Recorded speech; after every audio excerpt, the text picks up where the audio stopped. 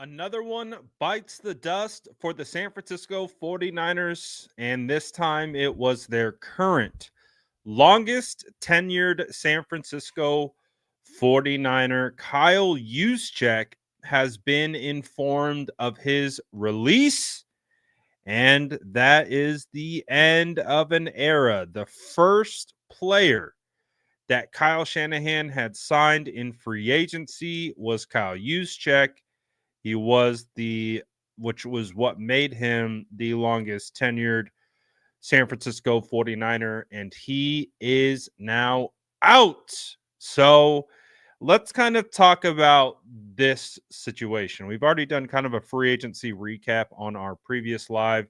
This live, let's kind of focus on uh, what might be happening and our reaction to it and everything from just all of it. All of it. Let's talk about it all right now. Drop an SDS in the chat. Smash that like button. Changes are a coming for the San Francisco 49ers, or are they already here?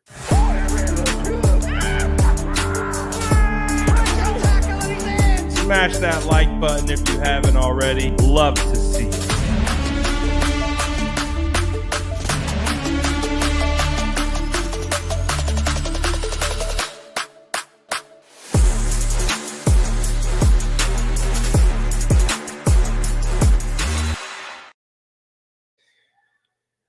Whew, one window closes and another one opens. It seems to me that the 49ers' initial window under Kyle Shanahan is slamming shut in front of our eyes. Now, I think we all, in the back of our minds, could see this coming. I can't sit here and say like I'm fully surprised that the 49ers have made some drastic changes today and certain players have not came back. But I think this recent news of Kyle Juszczyk leaving in free agency, it kind of offers a little bit different of perspective because for me personally, I actually wasn't expecting Kyle Juszczyk to be let go. And when I say that, I'm also saying that I recognize he took a pay cut last year and he was a perfect candidate to be released for multiple reasons. One of the reasons being the 49ers have used the fullback position less and less and less over the last couple years. Not only that, they asked him to take the pay cut last year and all that type of stuff. So the writing was on the wall. However, I did think that he was going to like make it through this kind of round of changes and they would have went one last ride, and this season coming up would have been Kyle Juszczyk's last year. I guess that's not the case. It is this year. Kyle Juszczyk will no longer be on the San Francisco 49ers. And it just goes to highlight that the 49ers are going to look substantially different. I might have jinxed it because that's how I truly felt at the time. And, maybe I did. The Ginger Jinx exists because I did believe he was going to be able to. I thought he was literally going to make it through.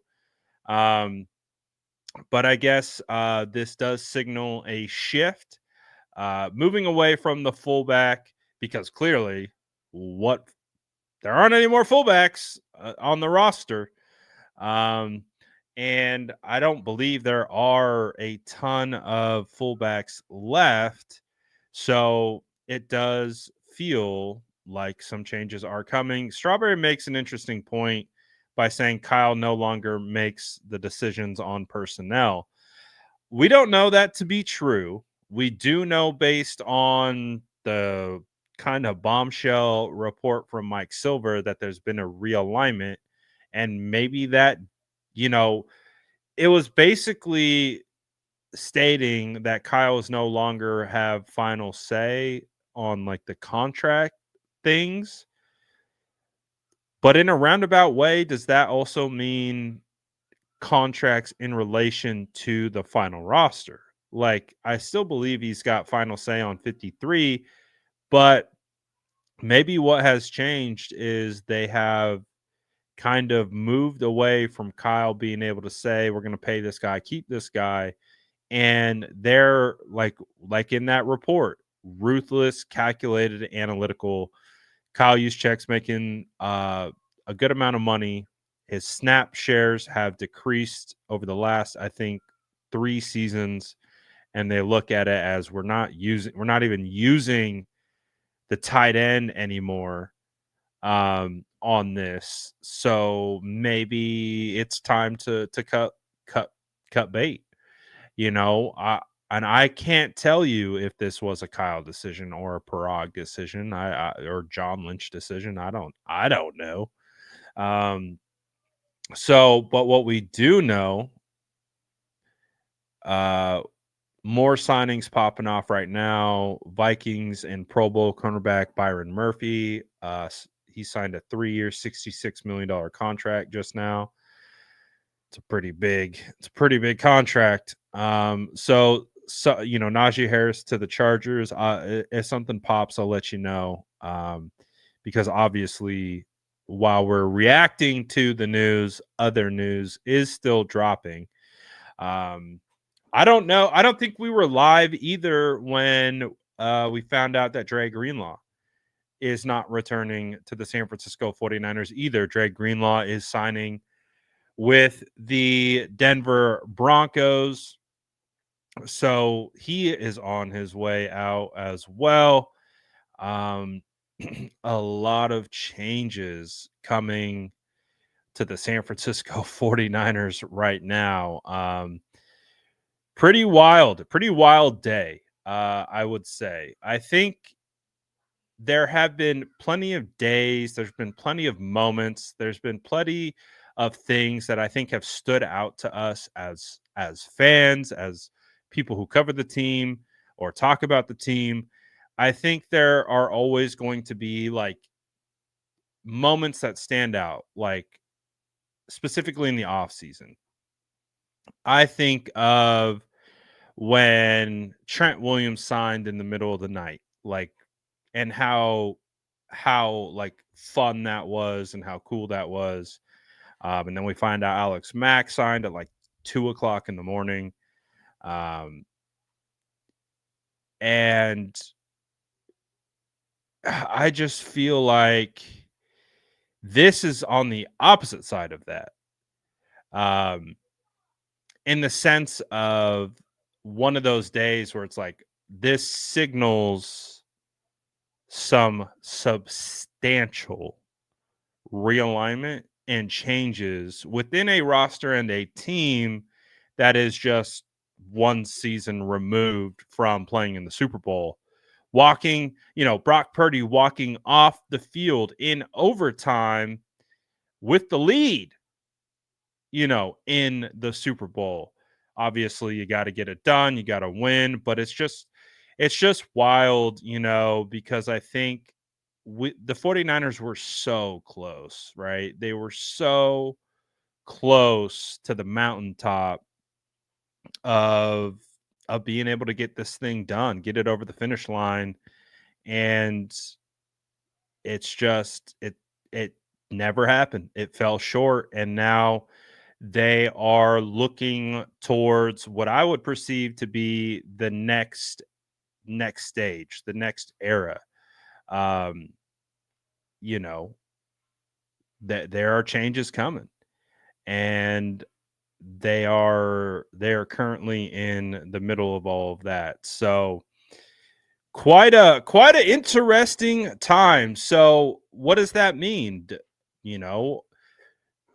How does this ruthless, calculated kind of methodology apply to the rest of the roster? Do we have to now kind of shift our sights to, George Kittle, as discussed, was in a contract negotiation or is in a contract negotiation for an extension. And typically, when players are in this mode, um, this is kind of where um, multiple things could happen. Players can get traded. Players obviously can sign the extension. They could get out of contracts. All different kinds of things. So I don't really know where we are headed. All I do know is that clearly there are a lot of changes. So I'm interested to see what the next potential moves are, right? Because we heard that the 49ers are thinking about potentially trading Brandon Ayuk, would absolutely trade Brandon Ayuk if given the opportunity to do so. After 1 year after signing him, which I think again kind of signals the shift. Would Kyle trade Brandon Ayuk, or is Parag trading Brandon Ayuk? Kind of a situation, right? Because I don't think Parag wanted to cut that deal. I think it was Kyle who got that deal done in the end. So I don't know. I don't. When the initial thing came out about the whole Kyle thing, the reason why it was a bit troublesome was because you just don't know what the future holds when something like that goes down. So, uh, I think we have to have the conversation now. What is John, Kyle, and Parag doing? I think Parag's in the mix with these moves, and I think that's where the calculated, analytical, and ruthless kind of mentality comes from. Um, I think Parag, he's a businessman, and I think he operates off a different set of rules, right? Because Kyle is field first, football first. Parag is balancing making sure our numbers are right, making sure we're on point, and to Parag's credit, you have to be you can't have a lot of feelings when you're trying to run a business. Like you have to almost disassociate uh emotional attachment when making business decisions, because you can't make the best decisions if you're emotionally attached to something. So that kind of coincides with, I think, what we're hearing. um Now let's see how it works. Let's see. I think what we're understanding is the shift. Now let's see how it works. I'm not necessarily saying it's all bad just yet, because I didn't expect Talanoa Hufanga to return, didn't expect Dre Greenlaw to return. I think we were all kind of we knew Hargrave wasn't going to come back. Debo Samuel being traded was not a surprise to me. Um, who else? Aaron Banks leaving, not a surprise. Who else? Elijah Mitchell, uh, Jalen Moore. Most of the people who left today honestly didn't really surprise me all that much. The two biggest surprises have been Malik Collins and uh, Kyle Juszczyk, and both of those moves have seemingly been done for cost savings purposes, not necessarily on the field. Because if you're thinking on the field, you're already so thin at defensive tackle, and then you let go of I would say, your best defensive tackle currently. You're kind of like, oh, wait a second. Like, so we knew that they made that move for Malik to save on his contract. They moved off that $10 million on his deal. So that's why they made that move. So I think that's where we're at. And to the 49ers credit, I don't think they should have overpaid. I don't think they should have tried to match what Aaron Banks was going to get. I don't think they should have paid Jalen Moore. I don't think, I love Talanoa Hufanga, but I understand moving off of that. I love Dre Greenlaw. I get it. He signed 3 years, I think 35 million after playing 2.5 quarters last year. So I can rationalize it. I can rationalize moving off of Kyle Juszczyk. I can rationalize everything from a business perspective. It's the other perspectives that I think you looking at it from a fan perspective, you're looking at it from an on-field perspective, you're looking at it from a locker room perspective, um, different elements that also apply. And clearly, um, there's a shift. There's definitely a shift here. Um, so you know, I'm currently of the mindset that I think it would be wise to just be prepared for anything. Um, at this point, uh, and what does that look like? I don't know. But I think we would be doing ourselves a disservice if we just decided that, oh, everything is just going to be normal. They've already kind of clued us in to their the Brock deal might be a little bit more tricky than some of you guys anticipate. Maybe the Kittle deal's a little bit more tricky than we might have anticipated. So we'll see. Niner says, can we get that good news, Brad? Hopefully we'll get it here pretty soon. And we'll have something to be excited about.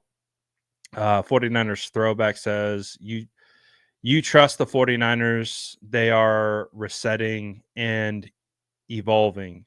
It's kind of like, it definitely is an evolution, I believe, for sure. And I'm not sitting here either saying that these are just awful moves. They have no idea. No, I understand it. I get it. I understand it. It's the multiple levels to it that I think um present the conflict. It's a clear chapter. We talk about chapters, right? In certain eras and legacy. This is clearly a page turn. This is a new chapter in 49ers football. This is we're turning the page. There's a new methodology, at least what it feels like. There's a new way of doing business. At least that's kind of what it feels like. It's a little bit more cutthroat. It's a little bit less football driven. Now I think there's more of a shift, like I said, a shift in balance. So they are evolving. This is definitely a new era within a existing era, if that makes sense, right? It's still John Lynch, it's still Kyle Shanahan, but it's definitely something feels different than in the past. So with where we're at right now and how we're moving forward, it's pretty interesting. I think change can be jarring. I think change can be daunting. Um, but hey, sometimes change is good. Sometimes a shift is good. I don't know. I'm trying to look at it from every perspective right now. Um, but it is wild. It is a wild development. Heisman says, "I wish I knew what the plan is. I'm freaking out." I think that's where a lot of people are at right now. Just like, all right, where like we see the exodus, we see the players leaving. It's like, where are the players that are coming in? Where are the where are the replacements? You know what I mean? Calm I think that would calm the senses a little bit um right now. I think it would kind of calm the nervous system if we had Joey Bosa signed or Jonathan Allen signed. Like, we just had one starter that we got back, opposed to just losing starters.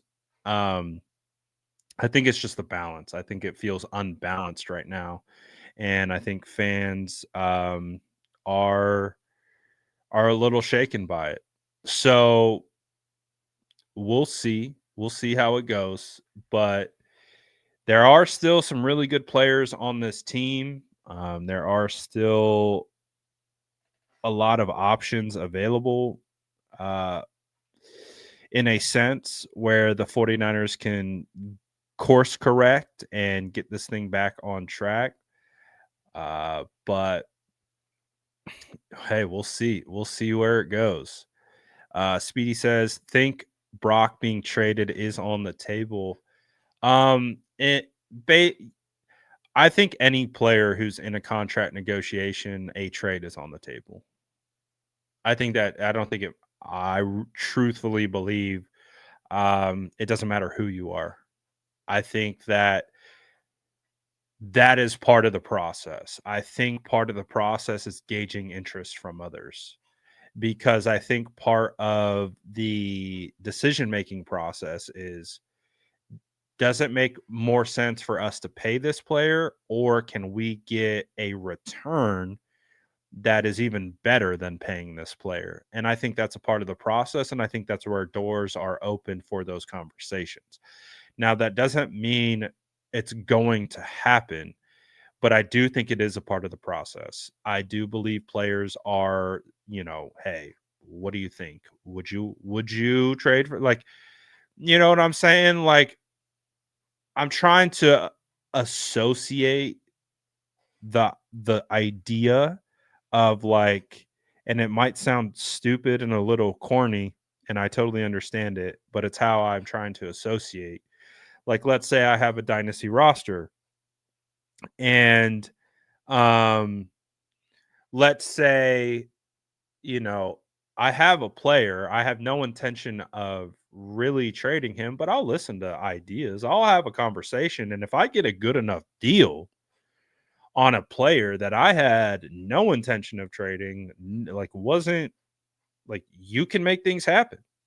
You can that's how I think trades occur sometimes. Is like, yeah, I'm not we're not trying to trade Brock, but we'll listen. We'll have a conversation, like, we'll gauge the value. What do you think Brock's worth? Or what do you think George is worth? Or what do you think Trent's worth? What do you think, you know, X player, plot their name in it? Like, it doesn't matter. I just think that's how negotiations work, is that players can be discussed in trades. It just doesn't necessarily mean it's going to happen.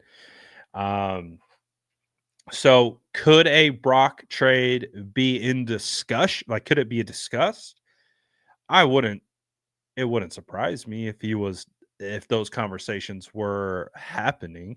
Doesn't mean that they are.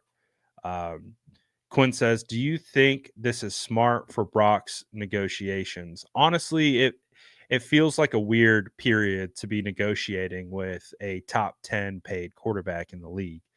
You know what I mean? Like, again, let's try to pull ourselves out of the weeds a little bit here and just kind of take like a larger perspective view in on this. If the 49ers are in a mini rebuild, would paying Brock a top 10 number align with a roster flip? You get rid of Debo, you get rid of Ayuk, potentially, you know, does it make sense from a perspective of someone who is just trying to make the roster make sense from a dollars and cents perspective? That is, I think, the conversation that like we need to think about. Like, does it make sense to pay Brock Purdy $53 million a year, 175 million guaranteed for a retool, a refurbish year? I don't know. I don't know how that the what the thought process would be.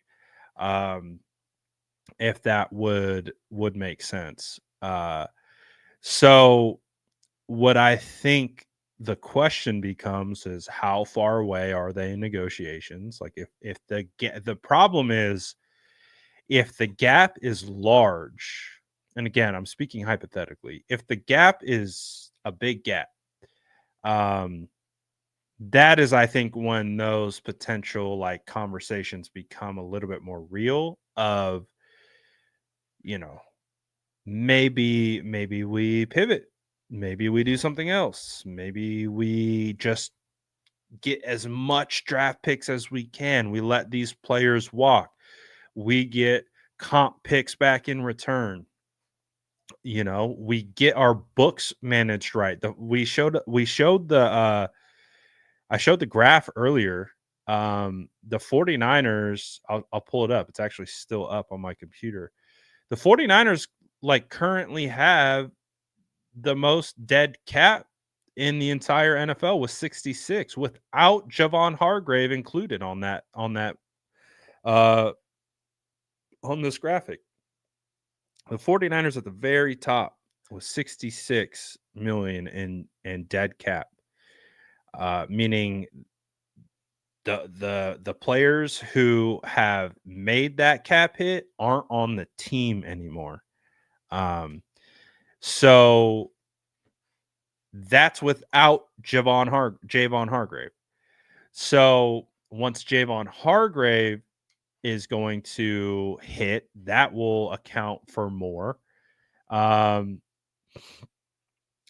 Samuel's number accounts for nearly half of this figure, and this current figure accounts for 24% of this year's salary cap. So, and it looks like the dead cap hit for Javon Hargrave is 7.4. So when things are all said and done, the 49ers are going to be staring at a 73.4 dead cap hit in 2025. So it makes logical sense why they would be trying to get younger and cheaper, because look at the hits.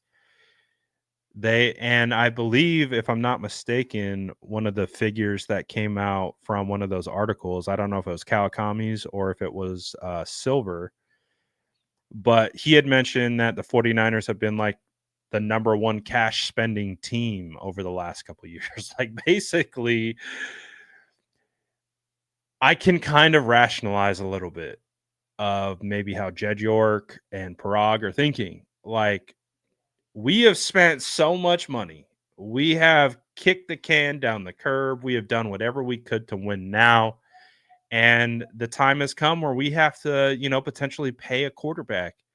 And that shifts a window. That's a different window, right? Because they have been trying to find that quarterback, But I think one of the reasons why they traded all those 3 first-round draft picks to get to Trey Lance was the process. The process of having a rookie quarterback on a cost-controlled deal, building this talent around that rookie quarterback to be able to then go push for a Super Bowl, because they knew when it was time to pay the quarterback, things were going to have to change. The only difference is that this year was supposed to be paying Trey Lance. It, in a wild roundabout way, it's Brock, because guess who's a free agent right now? Trey Lance. Trey Lance is on the open market. We could sign Trey Lance right now if we wanted to. But in a roundabout way, the window that was built for Trey shifted to Brock because Brock saved this organization's window, basically. And now it's Brock who is up. So it's a crazy, woo, baby. It's crazy time right now around the San Francisco 49ers. Oh, get your buckle up, ladies and gentlemen. Buckle up. It's we're in for a wild ride. Nicholas says, I, for one, am not surprised at all. They hinted at this, and now it's a reality. It's 100% needed, and makes me look forward to the draft, but they must hit. And I think Nicholas hits on a great point.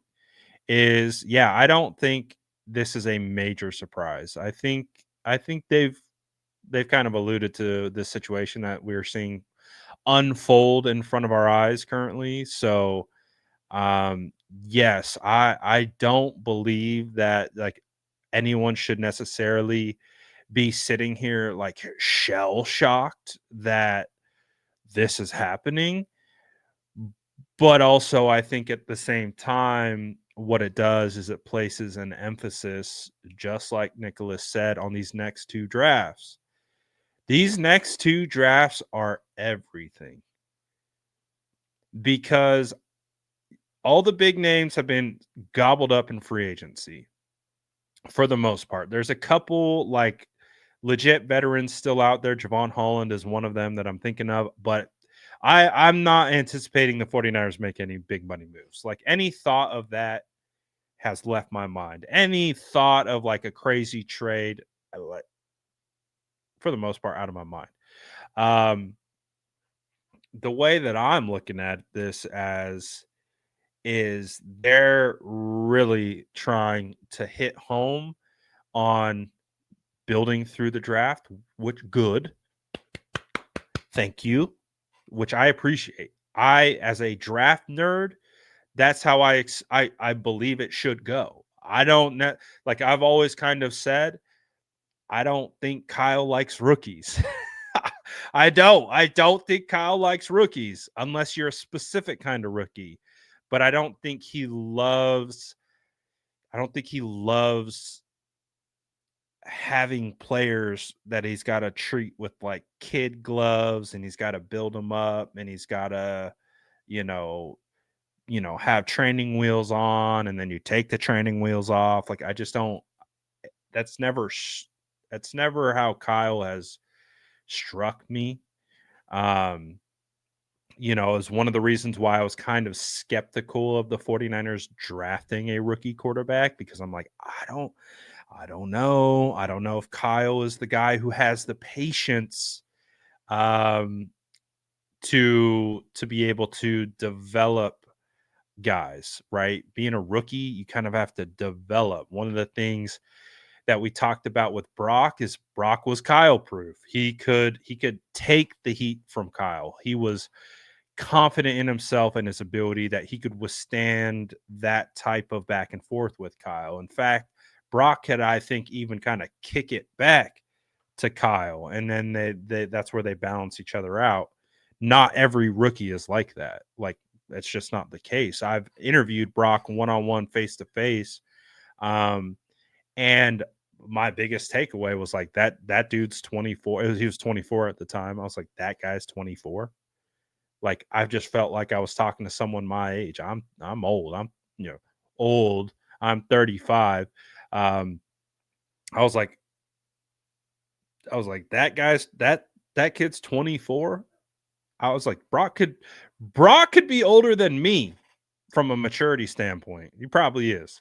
I don't know. He definitely is older than me from a maturity standpoint. So the bottom line of what I'm saying is that I do think that they have to build through the draft, and if that's the shift that they're heading, then all right. You know, look at the Rams. The Rams have done a great job building through the draft, and I think it's the 49ers' turn to do the same. Ness says this feels like a full-blown rebuild. I said this on the earlier show. To me, it's not a full-blown rebuild until the quarterback, until there's changes with the quarterback. It's a Brock and George thing. If we run into issues like at all with Brock and George, that's when I'm calling it a mini rebuild. I've been calling it that. But if we run into issues with signing Brock or extending Kittle, that is when I am calling it a full blown rebuild. Because if they're not moving forward with either two of those guys, then clearly there's a huge shift in everything going on right now. So to me, those are the two pieces that remain that really kind of keep this thing together. And if they're gone, if something happens to them, 100%, then I would say we're in a full rebuild. I'm not ready to say that yet, but we're getting to it as close as we possibly can. Eric says, guys, we all need to chill. None of the players we lost today were worth the contracts they signed except Dre, and we couldn't give him 3 years. # draft. And I don't disagree with Eric either. I really don't. I really don't. So I think it's, again, two things. Like, it's dealing with the jarring nature of all the change while also rationalizing that this change was most likely coming. Like, and if we were really trying to look for it, we probably could have seen it. Detail says, not Dre, man, rough day. It's a rough day for many fans, because part of being a fan too, that I can rationalize with, is you're not always like looking 3 years out. Like, you're not projecting the next, you're not always just looking down the road. You're like, we're trying to win with the guys that we love now. We're trying to win with the, our favorite players. We're trying to win with the guys where we got their jerseys, and like, we want to see these guys thrive and have success with the San Francisco 49ers. So there's going to be so many fans who are just kind of like, dude, what the heck is going on? Like, like, these are all our favorite players, and they're all gone now. Like, well, what am I supposed to do now? Like, some fans are like right now that Will Smith meme where he's just in the house, standing by himself, and they're just like looking around like, where is everyone? Where is everything? Some fans absolutely feel like that right now, and I totally sympathize with that, because I get it. I get it for sure. Speedy says, how do you think Brock fares on New York or Pitt? New York, I feel like he would thrive in Pittsburgh. I feel like he would absolutely thrive in Pittsburgh, especially with DK. They're like retooled offensive line. He would thrive in Pittsburgh. New York Giants, he would probably fit in well, but New York Giants, they don't have as good of an offensive line. They don't have a running back. Well, they have Tyrone Tracy. They have Neighbors, and they just signed Slayton, and they have two young good tight ends, and Bellinger and Theo. So it might not be too bad. I would say he thrives the most with Pittsburgh. But we'll see. I would say I would pick Pittsburgh over the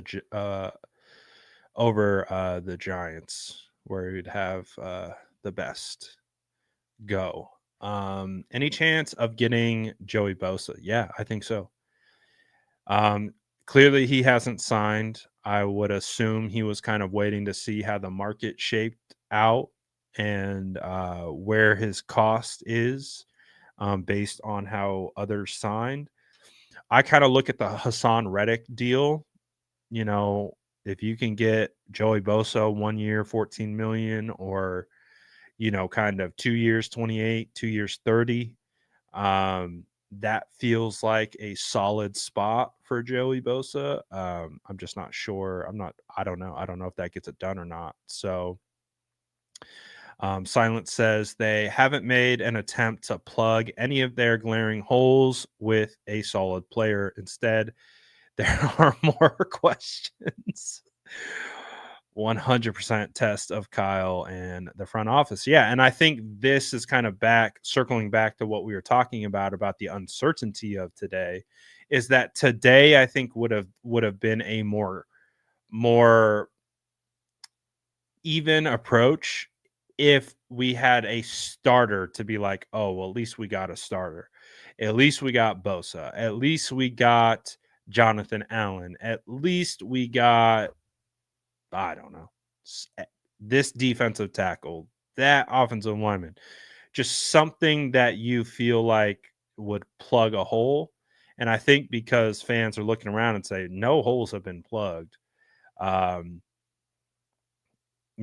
is what it is. So day 2 luck, bring me Aziz Al-Shaair. And also, too, to kind of what Hendricks is saying, it's like day 1 isn't our day. Day 1 isn't our day. And, it's just not. Day 1's not our day. Day 2, tomorrow. So these are my expectations moving forward. Today, from an addition standpoint, not ideal. But let's wait till tomorrow.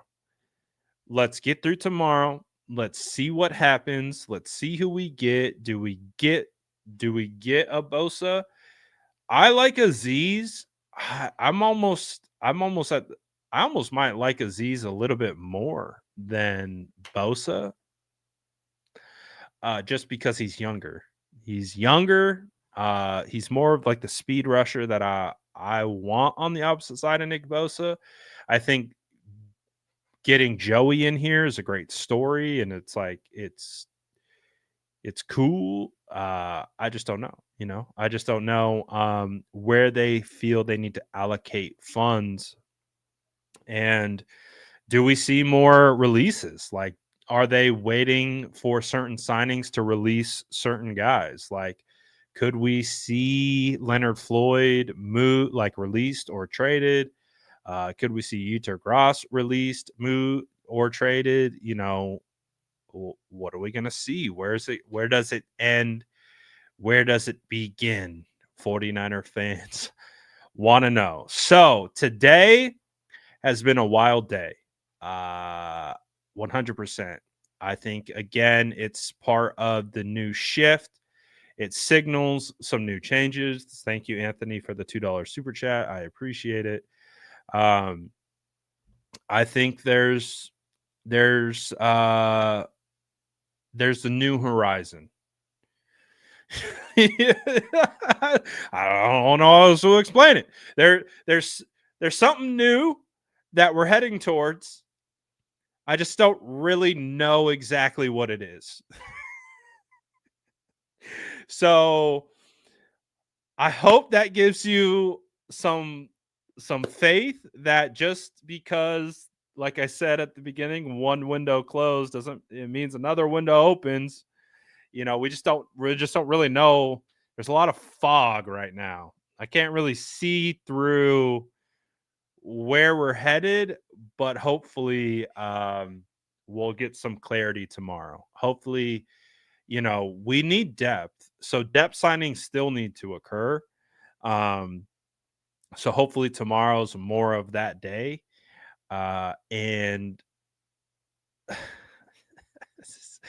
you might say so. You might say so. I'm trying my best, Katie. I'm doing whatever I can. But we're teetering. We're teetering. So we'll see if we can we'll kind of get this thing back on track, or we'll see. We're kind of teetering. We're teetering on a pretty crucial time. So of course, anything else pops off or what have you, we will discuss it. I'll make a video about it, all that stuff.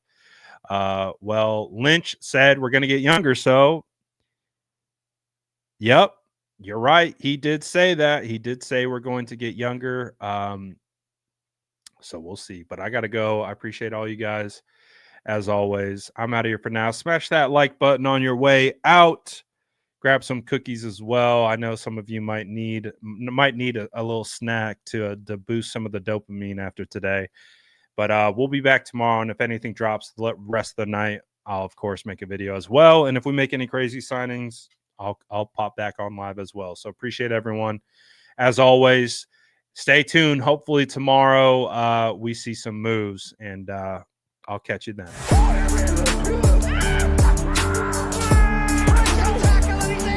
Smash that like button if you haven't already. Love to see